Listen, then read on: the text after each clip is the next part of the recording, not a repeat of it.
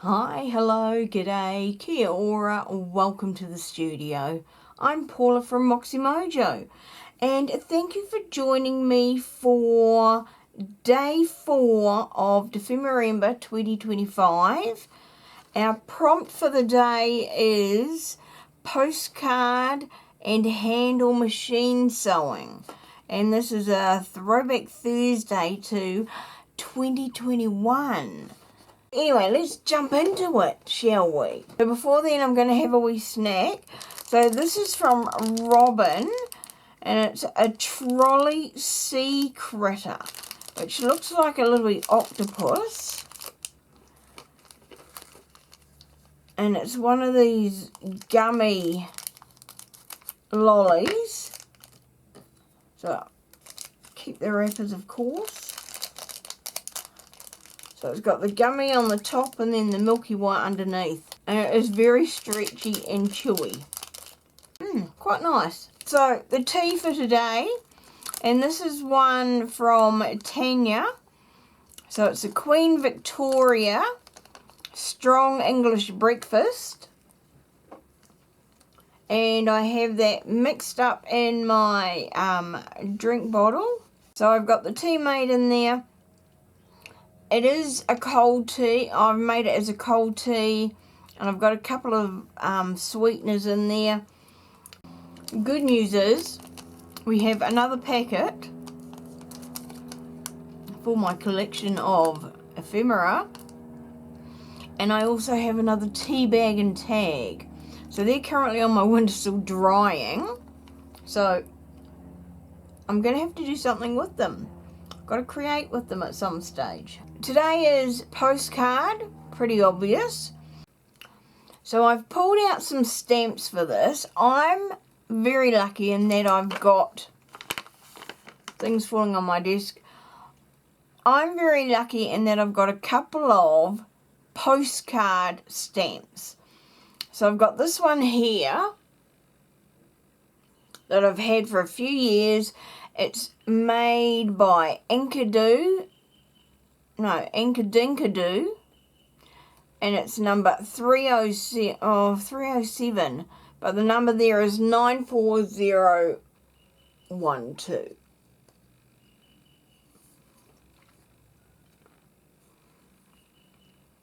So I've got that one. I then also have this massive one, which is a tag shape.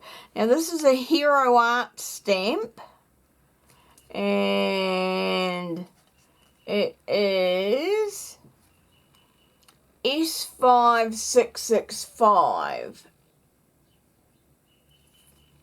and so that looks, whoops, just about dropped it, that looks like the tag. So I'm going to try both of those just as part of our, creating our base. I've got an idea for that. The other thing now, if you don't have like full stamps like this, you can get stamps and kind of make it up yourself.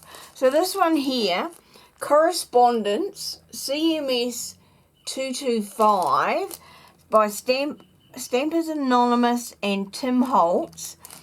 They have in here, if I pull it out the bag, there is this postal collection card. So you could use that. You could use even the laurel wreaths there. You've got correspondence address only.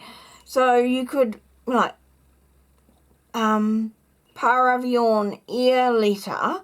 You could make up a postcard looking thing using individual stamps. So there is that option there as well. I'm not going to do that today because I'm sure someone else is going to do it. I'm just going to go for the quick and easy because I can. I figured this kind of build a base is something that you could do when you are concentrating on something else.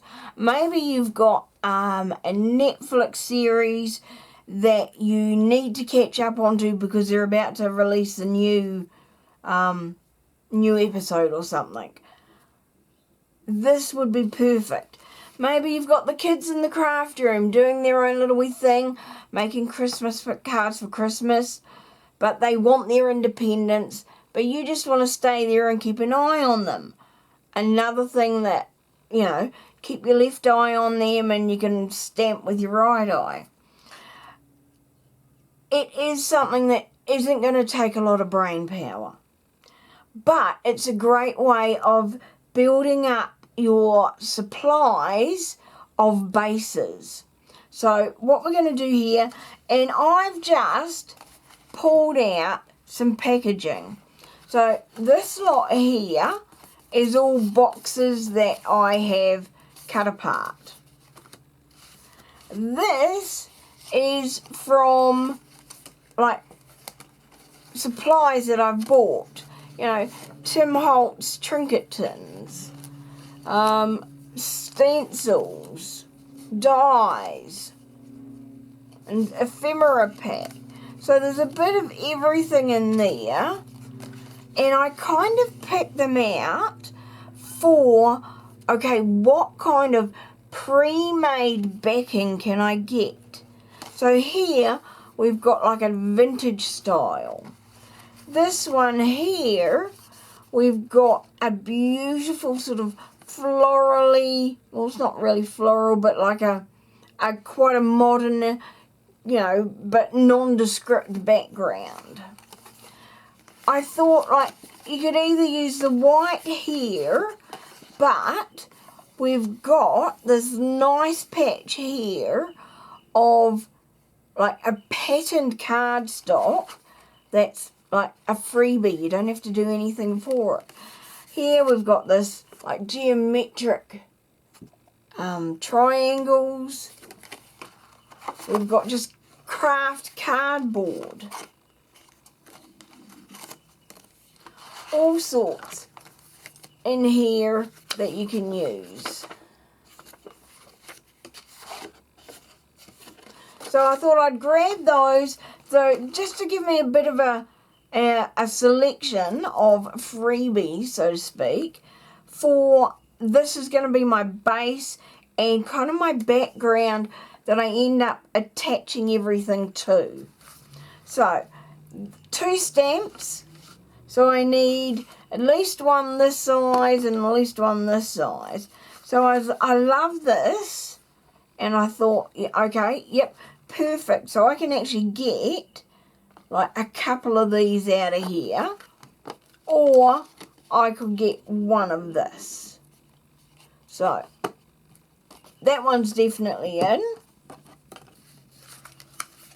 And then we'll go for one of these backgrounds here. So, that would fit. Won't fit sideways, it's a bit tight. So we've got that.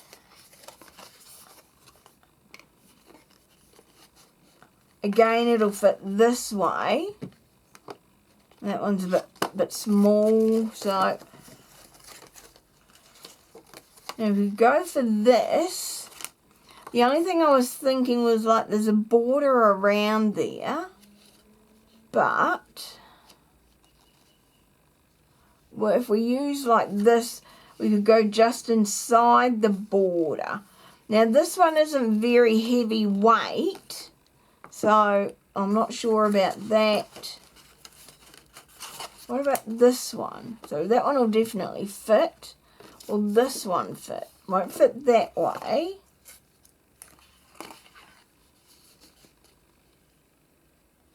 We just go onto the writing there, but I don't honestly mind if that's there. Or we could go for this one. Well, this one won't fit that way, but it will fit that way. So maybe we use that one instead. So that gives us, so I can get a couple out of that, And then if I do 2 big ones out of that, and this is just pure, I'm not going to do all 4, but this is purely just to show you how quick and easy it is to make a base. So put that there, this one here. Now the only thing I am going to grab is my foam stamping block. Now you don't need this, I just like it. I've had it for so many years I can't remember. This was from back in my scrapbooking days. All it is a foam pad that is about 1/2 inch thick. And I think it is it? Yeah, about 12.5 inches by 12.5 inches, I'm guessing.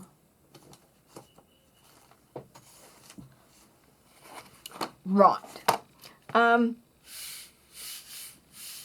If you're getting close to the edges, then I would put some paper underneath it. But for this, I'm not going to bother, because I know my stamps are going to fit on there quite nicely. They're not too close to the edge. So let's just jump in. Now I've got a couple of inks here. Both are Ranger Archival ink. One is a jet black and the other is coffee. This one is in the large size. So I thought that would be ideal for this stamp, so I don't need to worry about am I getting full coverage. But I thought I want to try this one as well, just for something other than black. Right, so let's jump in. So this is a coffee. So now this one I'm just going to stamp on, ink on. Just by hand, making sure I've got good coverage on my stamp. Yep, that looks pretty good. We are going to press, make sure it doesn't need to be centered, but we do need to make sure we're on the cardboard. And I love that this cardboard, and this is just from a package of food, but I love that it is got that nice rich brown colour instead of being, you know, bleached white like a lot of boxes are. And that's kind of why I picked it. Right, okay, so hopefully that's had enough contact there, and we'll lift it up. That looks pretty good. And yes, like that's part of the stamp, these gaps on the edge, so that looks really cool. I love it. Right, so we'll quickly do another one. Awesome. So we've got 2 really cool backgrounds there, and it didn't take a great deal of focus or effort or much else. I would probably, I mean, if I was doing this in the studio normally, I would probably make up maybe a dozen of these at once. So I'd have my cardboard all lined up, stamp, stamp, next one, stamp, stamp, because they dry pretty quickly, and you want to do this part, production line, as much as possible. Right, let's try this one. So we've got these 2, and these are our packaging. Now these are like shiny, so they're probably going to take a little bit longer to dry. And if you had any doubts about them, what you could do is maybe sand the surface a little bit. So I've just grabbed a little bit of sandpaper, and if you're really not sure, so what we'll do is we'll try on this one, and we're just going to lightly, because I don't want to distress it too much, sort of take some of the gloss of that page off. And plus it kind of adds to the texture that you've got. So we'll see if that makes a difference in terms of the, you know, whether the ink is going to dry. Right, so look at this juicy ink pad. And a massive one. So I need to make sure I've got everything inked. Stamp looks like it's got plenty of ink on it, so we're there. And now this one, we're going to go this way. And I want to stamp as close to this fold as I can.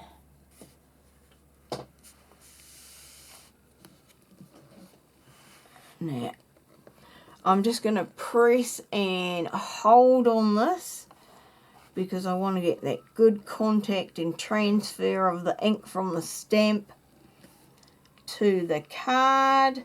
Now, the only thing I know is it's going to be slightly crooked because I'm on just a smidge of an angle compared to the cardboard, but that's okay.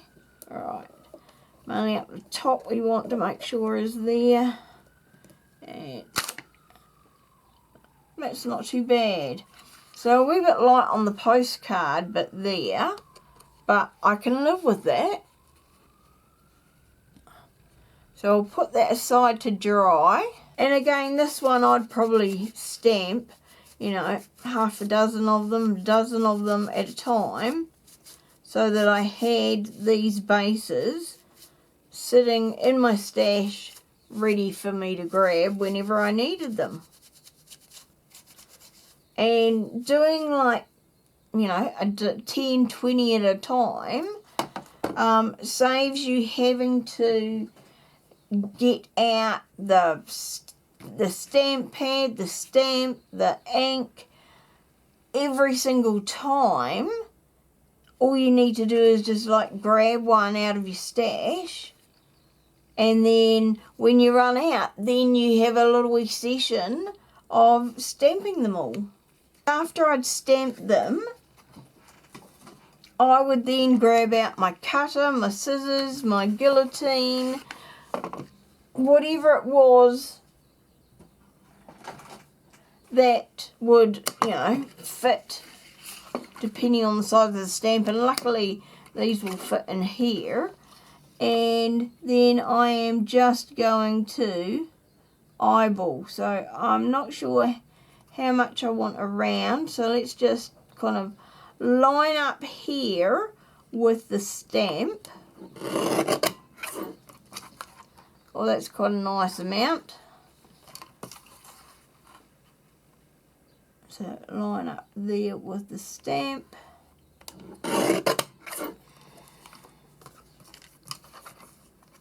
And then we should be able to do exactly the same here. Now, yep, 1,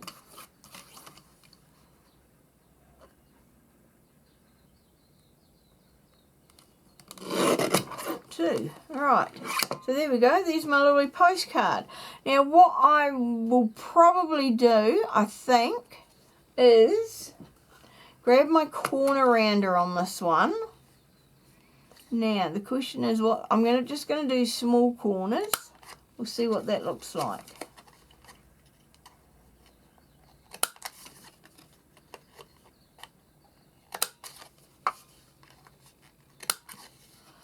I mean, you could maybe leave it till the end, but I quite like that. So there we've got our postcard. So let's just carry on and cut the rest.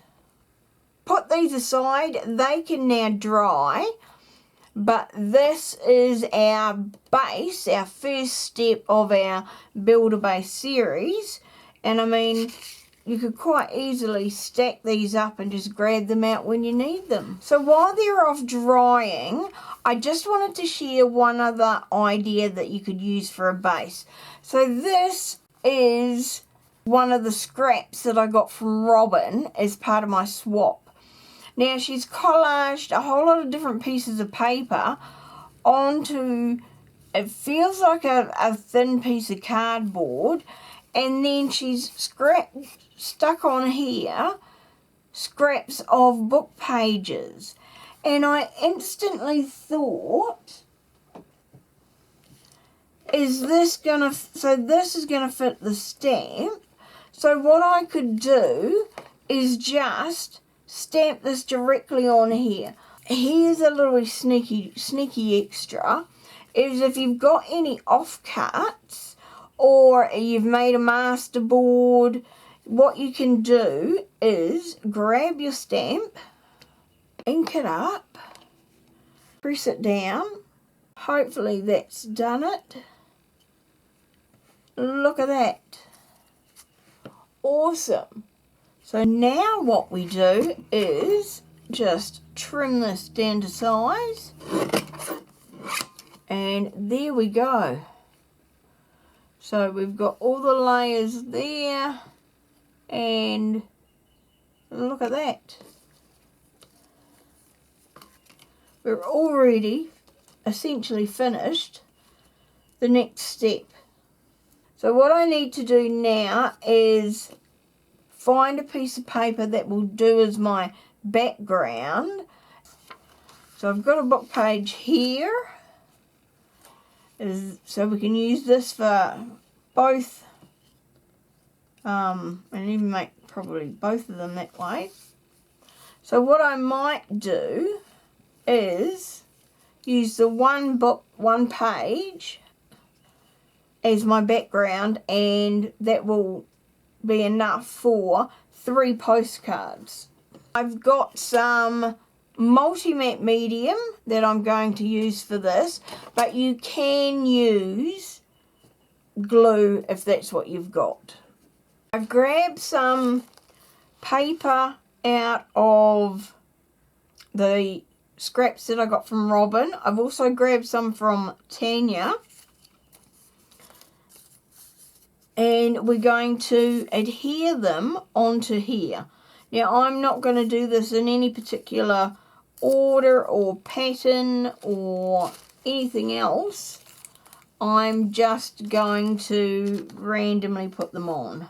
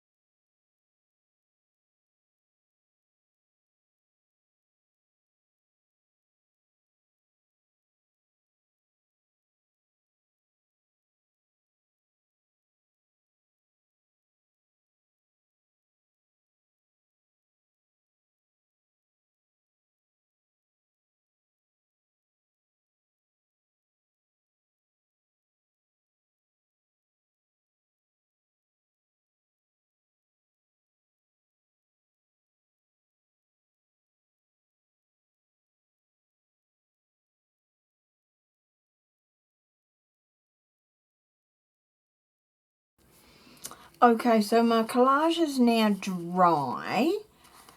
I could glue it directly onto the backs of the postcards, but I'm wanting to do the next step first so that I can hide in essence what I'm doing. So my inspiration for this, for our dressing the face, our final decorating step for these postcards, is this tag that Tanya sent me. I love the way that she stitched through it. And I thought, well, that, is perfect for this prompt. Handle machine sewing. And Tanya's used wool. So, and I've got this collection of absolutely amazing wool colours that she sent me. So I was thinking I might use one of these or several of these. But I have also pulled out some embroidery threads as well. So I've got those I can use. So I'll just swap that over. And what I'm going to do is I'm going to sew through here first so that the back doesn't show through our postcard bit. So in effect, I'm going to attach the two together. So you've got your nice postcard back and then this awesome dimensional front. So what we need to do now is I'm just going to cut this up into the sizes for our 3 pieces so that I'm not going to sew somewhere that's like off the page, so to speak. And I'm going to do some quick sewing on this one as well. For sewing through with wool, you need to be using a fairly large needle. Try with one of these. So this is a tapestry needle. I'll try that one.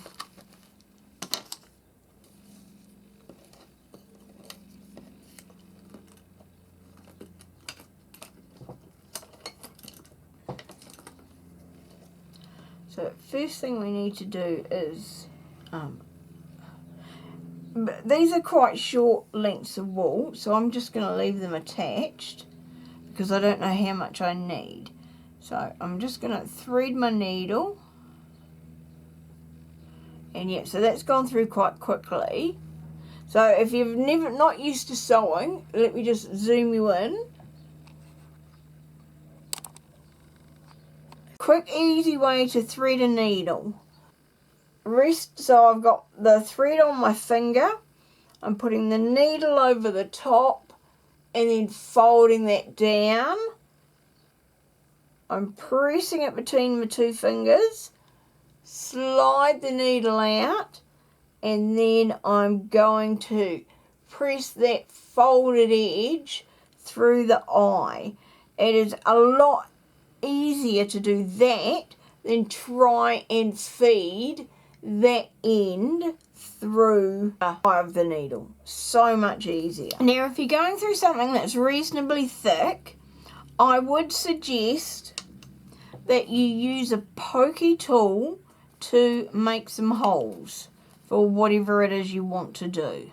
Because I'm going on to something that I've already stamped, what I thought I would do is just work in one little wee patch here of the card, because I don't want to hide all of my stamping. Or maybe I wanted to do like the divide and the lines here.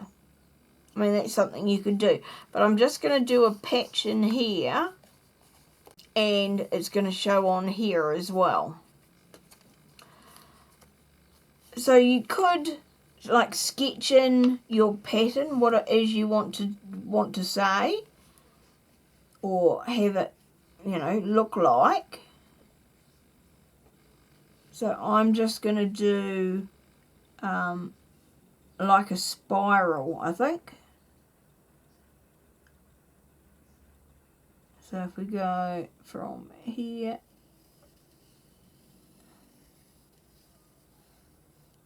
right, so there we go. I'm just doing a very light spiral, and I'm using the mat that I normally do for my binding holes, and I'm just going to very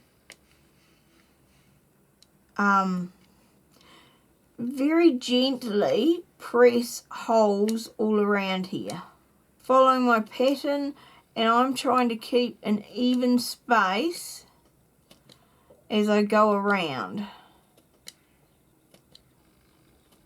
So hopefully you can see that, and my hand's not in the way.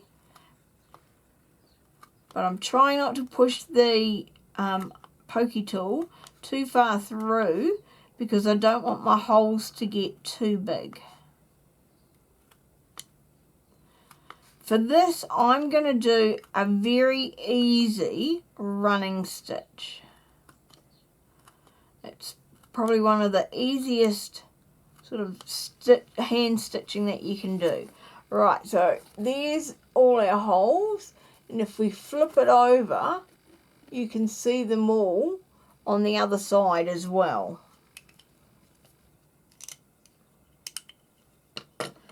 So we now have our thread, and I'm going to go through these holes. I want that end to just hang out for now, and all I'm going to do is go in and out through each next hole in our spiral.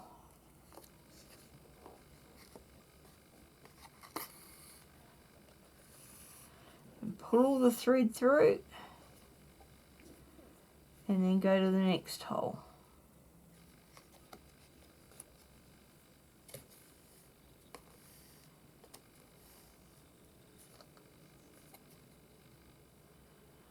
And we keep going until we get to the other end or the middle of the spiral.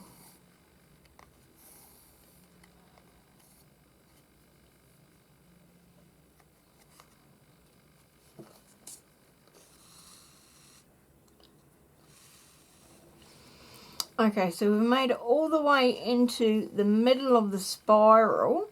So all we're going to do now is essentially turn back the other direction and go back into those holes. And we're going to fill in the gaps.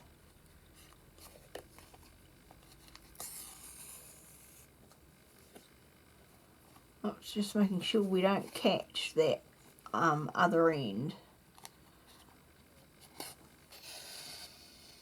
And you can see the difference, how we're now filling in that spiral as we go back out. Okay, so I finished our spiral. Miscalculated seriously on how much wool I needed.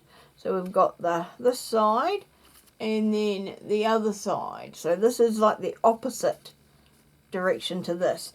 And like to finish this off, I'm actually going to make it look kind of decorative. So I'm going to tie a knot. And normally with my embroidery, I thread the needles back through to hide the stitching. But I kind of want to make a feature out of this. And so I'm doing a double knot.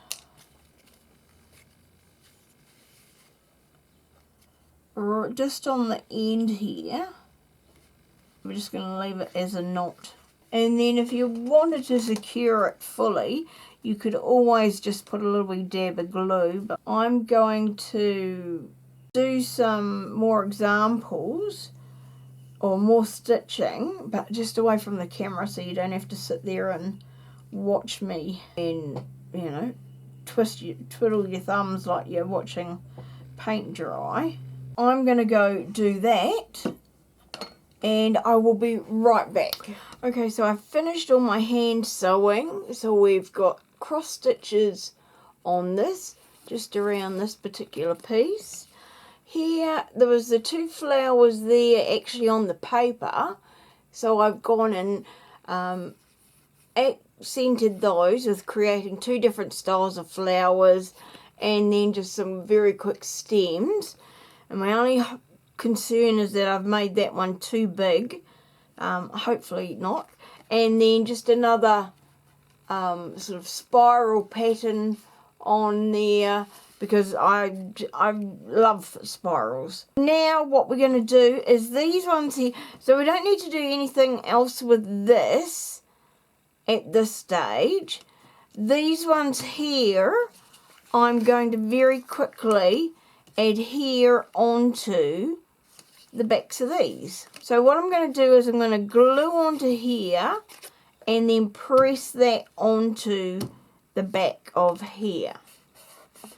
And because I'm putting this onto something that's quite dimensional, I really do need to press this down and make sure we've got good contact, especially in like behind where the stitching is, because we are effectively gluing that all into place. So there's one, and you can see there's an outside we need to trim around. What the benefit of doing it like this means that the stitching is only showing on one side here, and you've got the plain back, compared to this one where we've got the stitching showing on both sides. So that's just one thing to think about. Yes, it's a little bit extra effort doing it this way, but it makes it nicer, tidier, shall we say. Let's use these big scissors, and all I'm going to do now is just follow the edge of my background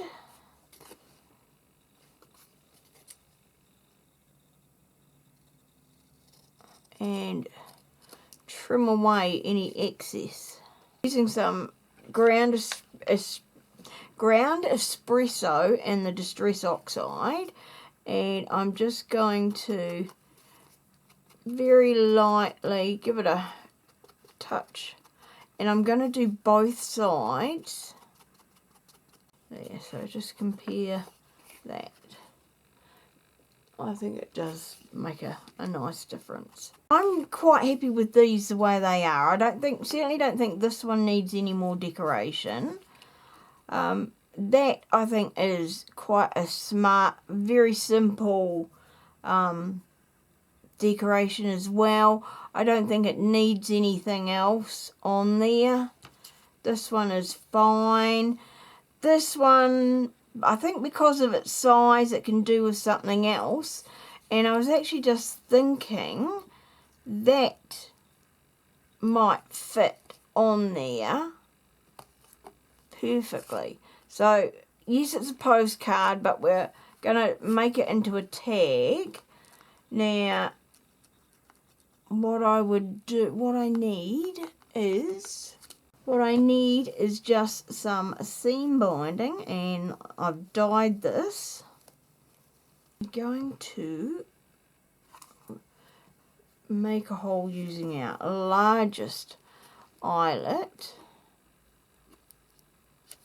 and hopefully that's not going to be, oh, look at that, perfectly just in between all the stitches. Oh, planned it to perfection. She's having not planned it at all. Right, now I'm not going to put an eyelet on there because I was going to put the ribbons, we're going to put that on the top, but we like the ribbons. I probably could have stapled them on, I guess. That would have made more sense. Upstairs for thinking, Paula. I don't want a knot behind there.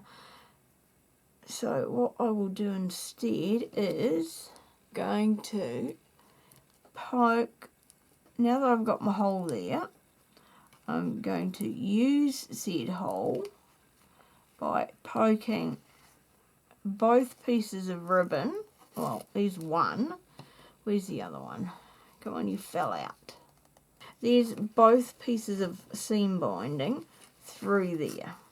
Get some of the leftover thread, and I'm going to use this to wrap around all the seam binding, and then, and this is something that Tanya made and included in my swap. I'm just going to trim that because, sorry Tanya, it's just annoying me. But I love this. I love this flower.